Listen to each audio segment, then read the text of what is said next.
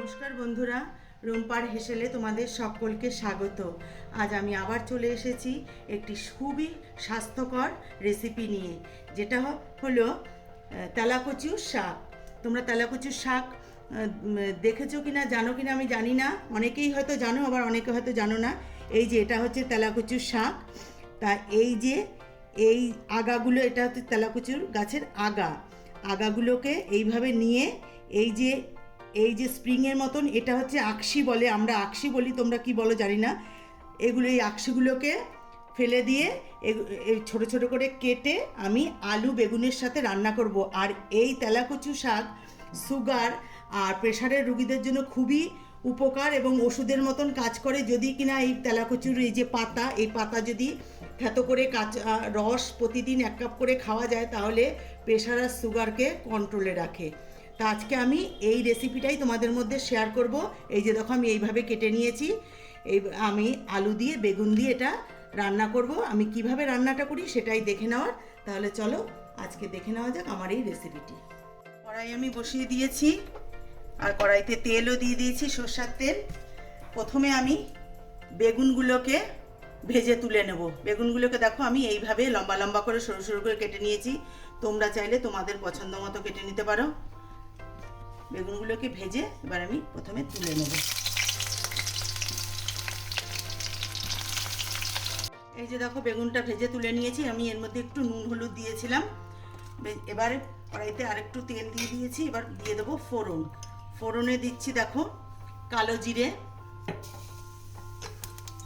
আর দিচ্ছি একটা শুকনো লঙ্কা।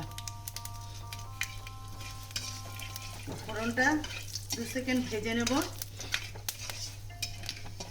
ভাজা আমার হয়ে গেছে।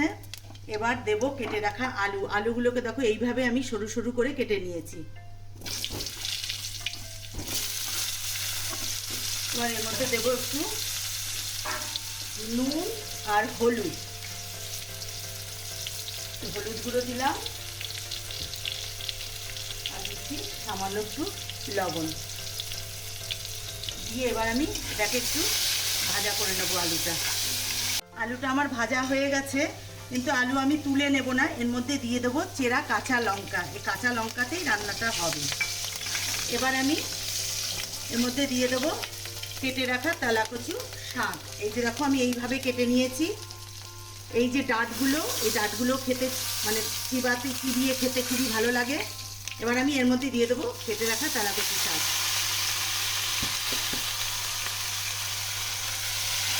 এবার আমি এর মধ্যে দেব লবণ আর হলুদ। এবার আমি এর মধ্যে দেব হলুদ গুঁড়ো, আর দেব লবণ স্বাদ অনুযায়ী। এবার এটাকে আমি ভালো করে নুন হলুদের সঙ্গে ভালো করে এটাকে আমি কষাবো। আর বন্ধুরা, এটা শুধু সুগার প্রেশারের পেশেন্টদের জন্য নয়, প্রত্যেকটা মানুষেরই এটা খাওয়া ভালো। এর অনেক উপকারিতা আছে। আমাদের যখন জ্বর হওয়ার পরে যখন আমাদের কিছুই খেতে ইচ্ছা করে না, তখন এইভাবে রান্না করে খেয়ে দেখবে মুখে রুচি আসে। এটা আমি ভালো করে কষিয়ে নেব। কষিয়ে নিয়ে তারপরে আমি এর মধ্যে জল দিয়ে ঢাকনা দিয়ে ঢেকে ফুটতে দেবো। তাই বন্ধুরা, এটা কিন্তু তোমাদের যদি আমার এই রেসিপিটি ভালো লেগে থাকে, তাহলে তোমরা অবশ্যই লাইক আর প্রচুর পরিমাণে শেয়ার করো। দেখো বন্ধুরা, কষানো বা ভাজা ভাজা যাই বলো না কেন, আমার হয়ে গেছে। এবার আমি এর মধ্যে দিয়ে দেবো জল। এটা কিন্তু তেলাকুচুর এগুলো মানে ডাঁটার মতো চিবিয়ে খেতে ভীষণই ভালো লাগে। এটা খুবই স্বাস্থ্যকর একটা রেসিপি। তোমরা অবশ্যই বাড়িতে ট্রাই করবে একবার, খেতে ভীষণই ভালো লাগে। এবার আমি এর মধ্যে দিয়ে দেবো ভেজে রাখা বেগুন। এটা একটু ঝোল ঝোল গা মাখা হবে। এবার আমি এটা ঢাকনি দিয়ে ঢেকে দেবো 10 মিনিটের মতন, তাতে করে আমার ডাঁটাগুলো সিদ্ধ হয়ে যাবে। 10 মিনিট পরে আবার ফিরে আসছি। তুলে নেব। রান্নাটা আমার হয়ে গেছে। এইটুকুনি ঝোল আমি রাখবো। আর আমি এবার এর মধ্যে দিয়ে দেবো একটু চিনি। তোমরা হয়তো বন্ধুরা বলতে পারো যে সুগারের রোগীদের চিনিটা ঠিক না, কিন্তু ঠিকই আছে, আর দিলেও সামান্য একটু দেবে, আর যদি না মনে করো যে দেবে না তাহলে না দিলেও চলবে। আমি একটু দিলাম। এবার আমি এটা তোমাদেরকে নামিয়ে নিয়ে দেখাচ্ছি। গ্যাস আমি বন্ধ করে দিলাম, হয়ে গেছে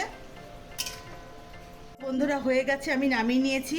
এবার আমি এটা একটা পাত্রের মধ্যে সার্ভ করে নিচ্ছি। আর এটা কিন্তু গরম ভাতের সঙ্গে খেতে ভীষণই অসাধারণ হয়, একবার তোমরা অবশ্যই ট্রাই করবে। আর আমার এই রেসিপিটি যদি তোমাদের ভালো লেগে থাকে তাহলে লাইক, শেয়ার, কমেন্টস করবে।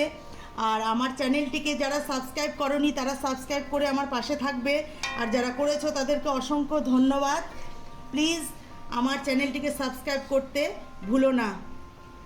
ভিডিওটি এখানেই শেষ করছি। ভালো থাকবে, সুস্থ থাকবে, নমস্কার।